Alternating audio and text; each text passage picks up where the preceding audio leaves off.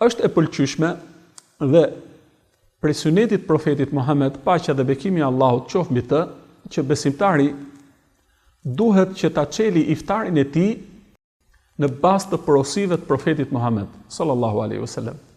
I dërguari i Allahut i ka këshilluar besimtarët që kur ta çelin iftarin e tyre, ta çelin me këto gjëra. E para është me rutab, është lloji i hurmës ose hurma më e mirë qabeje. Nëse ata nuk e posedojnë dot këtë, pra nuk e kanë, atëherë me një hurmë lloj tjetër që është temër hurmë, që është e thatë, që çelet për sa kohë ne nuk e kemi të parën. Nëse përsëri nuk e posedojmë as të dytën, pra hurmën temër, atëherë ne e prishim atë me ujë. Kështu i dërguari i Allahut, paqja dhe bekimi i Allahut qoftë mbi të, kur e çelte iftarin, nëse kishte rutab, e çelte me rutab, nëse nuk kishte rutab, por kishte hurmë tjetër që quhet temër, e thatë, e çelte me të, dhe nëse nuk i kishte as të, atëherë çelte me ujë.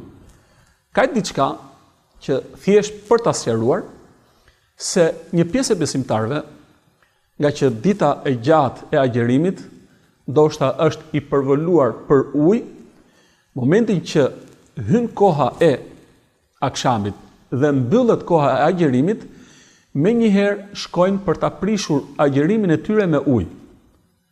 Por porosia e profetit Muhammed sallallahu alaihi wasallam është që ta çelin atë dhe ta prishin atë me hurmë. Edhe pse është e ëmbël, është më e mirë, është më e bekume, ka mirësi më të mëdha, sepse vetë i dërguari i Allahut, paqja dhe bekimi i Allahut qoftë mbi të, na ka porositur që ne ta prishim me hurmë, pastaj me ujë. Por nëse dikush nuk posedon askënd prej tyre, pra as hurmën, as pra rutabin, as temrin dhe as ujin, atëherë me çfarë të jepet mundësia ai ta prishi me qëllim që ta shpejtoj iftarin e tij.